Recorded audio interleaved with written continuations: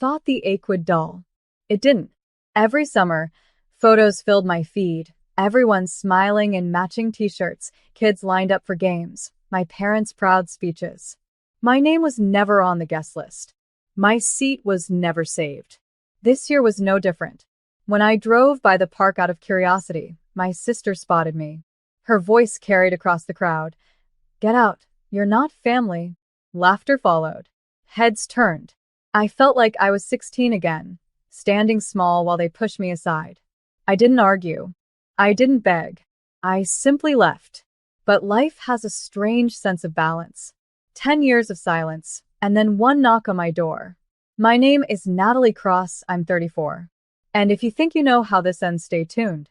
What happens when the outcast becomes the one with the keys? It was a Tuesday morning when I heard the buzz of my gate. Security cameras flashed the impossible. My parents, my sister, cousins who had called me pathetic, all lined up outside like petitioners. My mansion's white stone walls rose behind me, the house they never imagined I could own. I opened the door calmly, their voices rising in nervous chatter. One by one, their smiles faltered as they took in the marble floors, the sweeping staircase, the quiet hum of a home built without them. Their faces drained of color, eyes darting from chandelier to window to me, as if searching for a punchline. But there was none. And what I did next was something they never expected. They stood in a cluster on my doorstep, shifting uncomfortably. For a moment, no one spoke. Then Mom cleared her throat, her voice unsteady. "Natalie, we thought we should visit. It's been too long." Too long. As if 10 years of exclusion had been an oversight, like forgetting to send a Christmas card. I leaned against the doorframe, arms crossed. "Last time I saw you, you told me I wasn't family. Remember?" Dad's jaw tightened. "That was just a figure of speech. You're making it sound harsher than it was." A laugh slipped out before I could stop it. "A figure of speech? Funny, because it felt real enough to keep me out of your lives for a decade." My sister finally piped up, trying for charm. "We didn't mean it like that. Look, you've obviously done well for yourself. We're proud of you." Her eyes, though, betrayed her, darting over my foyer, calculating every detail. I let the silence stretch, the sound of the fountain in my entryway filling the space. They weren't here for reconciliation. They were here because they'd finally realized I had something they wanted. "Why are you really here?" I asked. They exchanged glances, shifting like guilty children. Finally, Dad muttered, "We've had some financial setbacks." There it was. The truth, dressed in shame. I stepped aside, gesturing them in. Their relief was palpable as they shuffled past me, wide eyes drinking in every corner of the mansion. But they didn't realize that letting them in wasn't surrender. It was strategy. Because for the first time in my life, they were in my house on my terms. And I had no intention of playing their game. They sat stiffly in my living room, perched on the edge of leather sofas they'd once said were too classy for someone like you. The irony wasn't lost on me. Mom looked around nervously before saying, "It's a beautiful home, Natalie. You've done so well." I poured myself a glass of water, letting the silence weigh. "I did," I said simply. "Without any of you." My sister forced a laugh, her hands twisting in her lap. "Don't be like that. We're family. Family forgives." I set the glass down with a sharp click. Family doesn't exclude one of their own for 10 years and then show up when the money runs out. Dad's face hardened. "We just need some help, Natalie. Alone. Things will get better soon. You've always been the practical one. You understand." I studied him. The same man who once told me I was dead weight. The same man who clapped his hand on my shoulder at 18 and said, "Don't expect much from life. You're not the star of this family." Now here he was, eyes down, voice softer. I walked to the dining table and pulled out a drawer. Inside was a leather-bound folder. I placed it on the table and opened it slowly. Stacks of documents, contracts, proof of ownership. Their eyes widened. This house, these cars, the businesses that keep them running, all mine. And not a single cent came from you. The color drained from my sister's face. Mom whispered, Natalie, we didn't know. I met her eyes, steady. Of course you didn't. You never cared enough to look. And for the first time, I saw fear in their faces.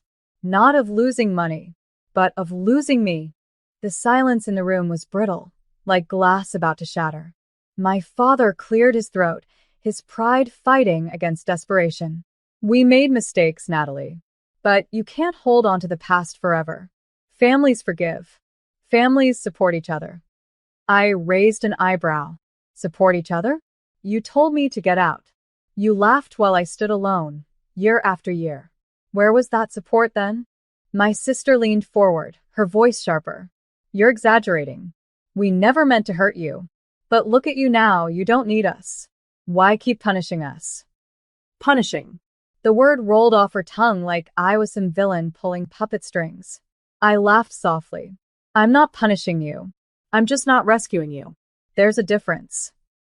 Their eyes darted around my home again. The crystal chandelier above, the abstract paintings lining the walls, the quiet hum of comfort they'd never expected me to own. Mom finally whispered, "We're losing the house, Natalie. Your father's debts, they've piled up. We thought maybe." She stopped, shame tightening her throat. And there it was. The real reason for this sudden visit. Not love. Not regret. Need. I stood, letting my footsteps echo against the marble floor. You excluded me when it was convenient. Now you include me because it's convenient. Do you hear yourselves? Their silence told me they did. I walked to the window, staring at the garden outside, calm and steady. For 10 years, I begged for a seat at your table, I said softly. Now you're begging for one at mine. When I turned back, their faces were pale. And that was just the beginning. They shifted uneasily on the sofa, the weight of my words pressing down harder than any chandelier above their heads. My sister finally broke, her tone brittle. Natalie, fine. We were wrong. But you're rich now. Isn't that the point of money? To help family? I tilted my head, studying her carefully. Family? That's what you call me now. Interesting choice of words, considering you screamed the opposite in a public park. Her cheeks flushed. That was years ago. 10, I corrected. 10 years you never called, never texted, never asked how I was. And suddenly, when the bank threatens foreclosure, I'm family again. Dad rubbed his temples, exasperated. You're twisting everything. We didn't mean it literally. You know how families fight. No, I said firmly. Families fight and then reconcile. What you did was erase me. There's a difference. The silence that followed was suffocating. Their eyes darted toward the folder still sitting on the dining table, as though the documents inside might sprout wings and save them. Finally, Mom spoke, her voice trembling. Please, Natalie. We're drowning. Help us, and we'll make things right. I leaned forward, my tone low and calm. Do you know what's interesting about drowning? Sometimes the person who pulls you under the water is the same one who begs you to save them. Their faces fell, the truth landing heavy. I stood, smoothing my dress, and let the pause stretch. You don't need saving. You need consequences. And in that moment, the power shifted completely. Not because I had money, but because I finally had the strength to say no. The room felt smaller now, the air thick with everything left unsaid. My sister crossed her arms, trying to mask fear with defiance. So what, Natalie? You'll just watch us lose everything? What kind of person does that to their own blood? I met her gaze evenly. The kind of person who learned that blood isn't a free pass to betrayal. Dad slammed his hand on the armrest. We gave you everything. The laugh that escaped me was sharp, humorless. Everything?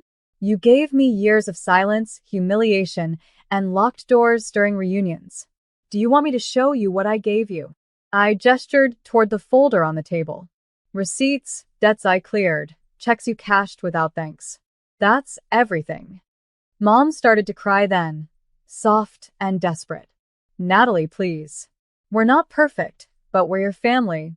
Doesn't that mean something? Her words might have broken me once. Not anymore. I leaned against the mantel, my voice steady. Family means belonging. You stripped that from me the moment you told me to leave. 10 years is a lifetime, Mom. A lifetime where you chose to erase me. The clock ticked loudly, filling the silence they couldn't. Their faces told me they finally understood. They weren't here out of love. They were here out of desperation. I straightened, my decision final. You came to my door expecting the same Natalie, who once begged for scraps. She doesn't live here anymore. Their eyes widened, panic flashing. And in that moment, I realized I didn't need revenge. I already had something better. Control.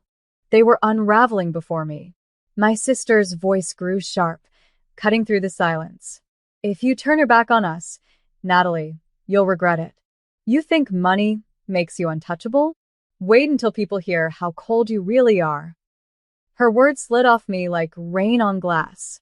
Let them hear, I said calmly. They already heard your laughter when you told me I wasn't family. Funny how memories tend to echo louder than gossip. Dad tried another angle, his voice softening. We can fix this. We'll invite you back to everything.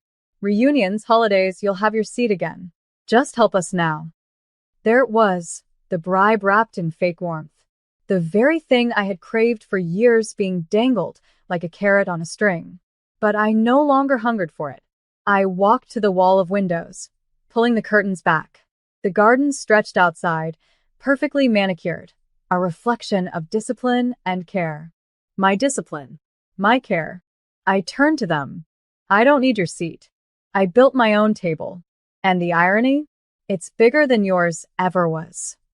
Mom sobbed openly now, her hands wringing in her lap. Natalie, don't do this.